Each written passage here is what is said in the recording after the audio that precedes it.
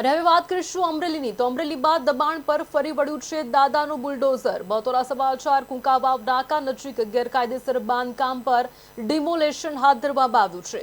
ગેરકાયદેસર બાંધકામ અને દિવાલ તંત્ર દ્વારા તોડી પડાઈ છે। પોલીસે પીજીવીસીએલની ટીમને સાથે રાખીને તંત્રએ ખાસ પ્રકારની કામગીરી હાથ ધરી છે। કુંકાવાવ નાકા પર કોર્નરની 310 મીટર જગ્યા ખુલ્લી કરવામાં આવી। ઉનાભાઈ જોગ સવાના ગેરકાયદેસર બાંધકામ પર હાલ તો ફરી વળ્યું છે બુલડોઝર।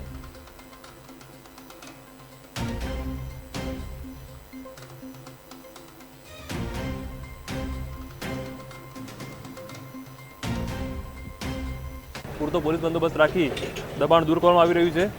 કુંકાવાવ રોડ પર ઉનાભાઈ જોગસવા દ્વારા ઇલીગલ તબેલો સરકારી જગ્યામાં બાંધવામાં આવેલ, સાથે જ રોકડિયાપરામાં રહેતા જીતુભાઈ ખાખડિયા અને ધર્મેશવાળા દ્વારા દુકાન અને મકાનો સરકારી જગ્યામાં બાંધેલ, જેની કોઈ પણ પ્રકારની મંજૂરી હોય નહીં અને સરકારી જગ્યામાં દબાણ કરેલ હોય, હાલમાં વહીવટીતંત્ર દ્વારા તે દૂર કરવામાં આવી રહ્યું છે।